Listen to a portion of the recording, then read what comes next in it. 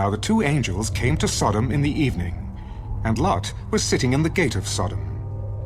When Lot saw them, he rose to meet them, and he bowed himself with his face toward the ground. Here now, my lords. Please, turn into your servant's house and spend the night, and wash your feet. Then you may rise early and go on your way. No, but we will spend the night in the open square. But he insisted strongly.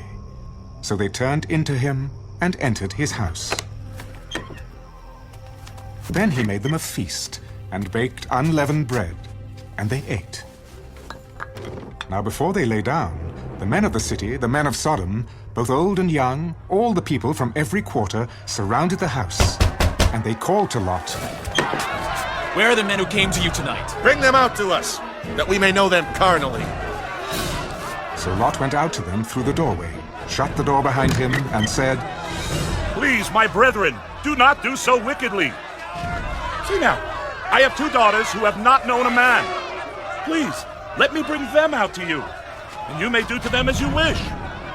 Only do nothing to these men, since this is the reason they have come under the shadow of my roof. Stand back! This one came in to stay here, and he keeps acting as a judge. Now we will deal worse with you than with them. So they pressed hard against the man, Lot, and came near to break down the door. But the men reached out their hands and pulled Lot into the house with them and shut the door. And they struck the men who were at the doorway of the house with blindness, both small and great, so that they became weary trying to find the door. Then the men said to Lot, Have you anyone else here?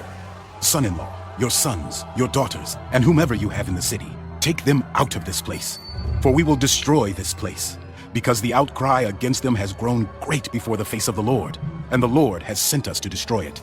So Lot went out and spoke to his sons-in-law, who had married his daughters. Get up!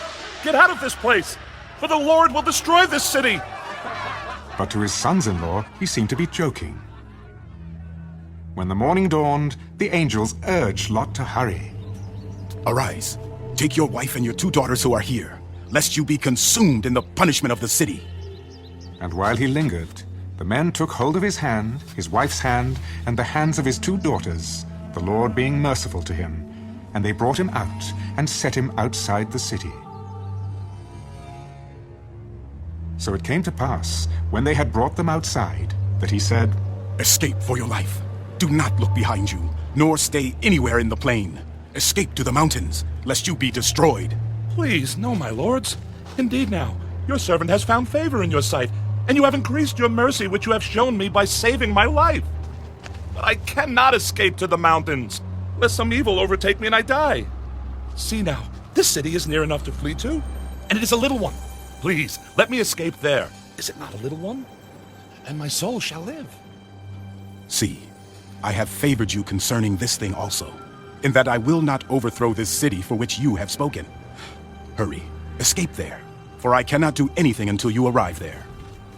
Therefore the name of the city was called Zoar. The sun had risen upon the earth when Lot entered Zoar. Then the Lord rained brimstone and fire on Sodom and Gomorrah, from the Lord out of the heavens.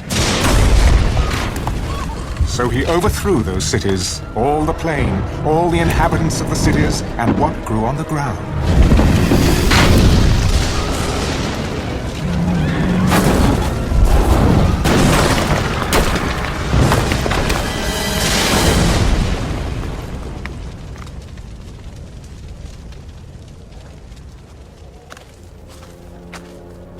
But his wife looked back behind him.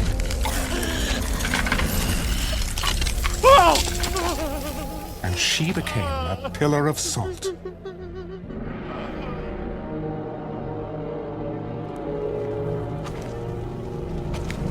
And Abraham went early in the morning to the place where he had stood before the Lord. Then he looked toward Sodom and Gomorrah, and toward all the land of the plain, and he saw, and behold, the smoke of the land, which went up like the smoke of a furnace. And it came to pass, when God destroyed the cities of the plain, that God remembered Abraham, and sent Lot out of the midst of the overthrow, when he overthrew the cities in which Lot had dwelt. Then Lot went up out of Zoar and dwelt in the mountains, and his 2 daughters were with him, for he was afraid to dwell in Zoar. And he and his 2 daughters dwelt in a cave. Now the firstborn said to the younger, Our father is old, and there is no man on the earth to come into us, as is the custom of all the earth. Come, let us make our father drink wine, and we will lie with him, that we may preserve the lineage of our father. So they made their father drink wine that night. And the firstborn went in and lay with her father. And he did not know when she lay down or when she arose. It happened on the next day that the firstborn said to the younger, Indeed, I lay with my father last night. Let us make him drink wine tonight also, and you go in and lie with him, that we may preserve the lineage of our father.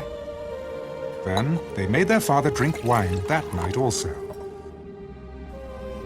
And the younger arose and lay with him, and he did not know when she lay down or when she arose. Thus both the daughters of Lot were with child by their father. The firstborn bore a son, and called his name Moab. He is the father of the Moabites to this day. And the younger, she also bore a son, and called his name Ben-Ammi.